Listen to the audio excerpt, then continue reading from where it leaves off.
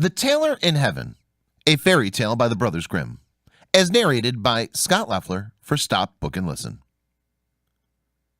One very fine day it came to pass that the good God wished to enjoy himself in the heavenly garden, and took all the apostles and saints with him, so that no one stayed in heaven but St. Peter. The Lord had commanded him to let no one in during his absence. So Peter stood by the door and kept watch. Before long someone knocked. Peter asked who was there and what he wanted. "I am a poor honest tailor who prays for admission," replied a smooth voice. "Honest indeed," said Peter, "like the thief on the gallows. Thou hast been light-fingered, and hast snipped folks' clothes away. Thou wilt not get into heaven. The Lord hath forbidden me to let anyone in while he was out." "Come, do be merciful," cried the tailor. "Little scraps which fall off the table of their own accord are not stolen, and are not worth speaking about. Look, I am lame, and have blisters on my feet with walking here. I cannot possibly turn back again. Only let me in, and I will do all the rough work. I will carry the children, and wash their clothes, and wash and clean the benches on which they've been playing, and patch all their torn clothes." St. Peter let himself be moved by pity, and opened the door of heaven just wide enough for the lame tailor to slip his lean body in. He was forced to sit down in a corner behind the door, and was to stay quietly and peaceably there, in order that the Lord, when he returned, might not observe him and be angry. The tailor obeyed, but once when St. Peter went outside the door, he got up and, full of curiosity, went round about into every corner of heaven, and inspected the arrangement of every place. At length he came to a spot where many beautiful and delighted chairs were standing, and in the midst was a seat all of gold, which was set with shining jewels.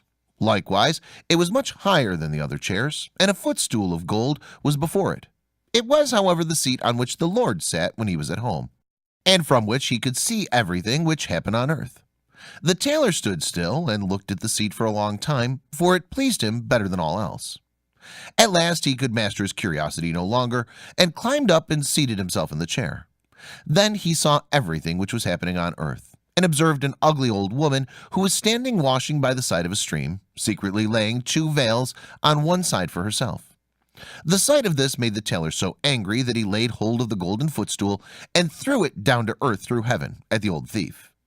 As, however, he could not bring the stool back again, he slipped quietly out of the chair, seated himself in his place behind the door, and behaved as if he had never stirred from the spot. When the Lord and Master came back again with his heavenly companions, he did not see the tailor behind the door, but when he seated himself on his chair, the footstool was missing. He asked St. Peter what had become of the stool, but he did not know. Then he asked if he had let anyone come in. "I know of no one who has been here," answered Peter, "but a lame tailor who is still sitting behind the door." Then the Lord had the tailor brought before him, and asked if he had taken away the stool, and where he had put it. "O Lord," answered the tailor joyously, "I threw it in my anger down to earth at an old woman who I saw stealing 2 veils at the washing." "O thou knave," said the Lord, "were I to judge as thou judgest, how dost thou think thou couldst have escaped so long?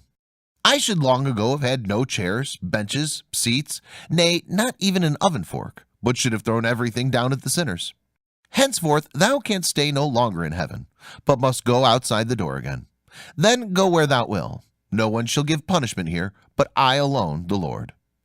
Peter was obliged to take the tailor out of heaven again, and as he had torn shoes and feet covered with blisters, he took a stick in his hand and went to wait a bit where the good soldiers sit and make merry.